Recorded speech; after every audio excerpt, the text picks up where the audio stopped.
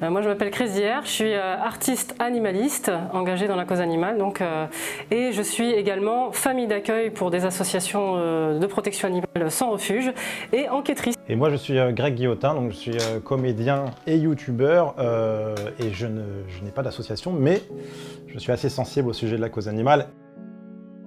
Dougie était un chien battu, voilà, qui était enfermé dans un placard et donc dont les personnes voulaient se débarrasser. Donc je suis vite allée le récupérer et puis il est passé en famille d'accueil chez moi et j'ai décidé de le garder. Voilà. J'ai un petit chien du nom de Flint, adopté il y a 5 ans par l'association Rêve Animal, et Sweeney, un petit chat qui vient de la fondation Assistance aux Animaux.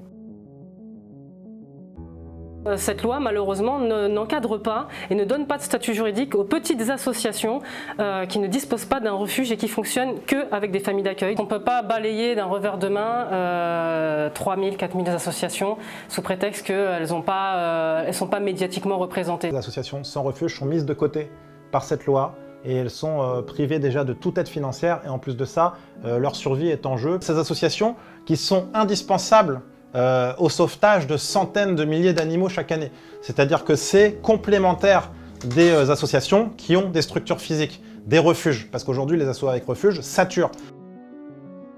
Cette loi aujourd'hui telle qu'elle est, elle risque de condamner des centaines de milliers d'animaux à la mort, en fait, alors qu'on aurait pu les sauver. Donc avec le collectif Espoir aujourd'hui dont on se fait la voix, on demande à Monsieur de Normandie et à Monsieur d'Ombreval de ne pas abandonner les associations sans refuge. Révisez cet article 3 bis s'il vous plaît.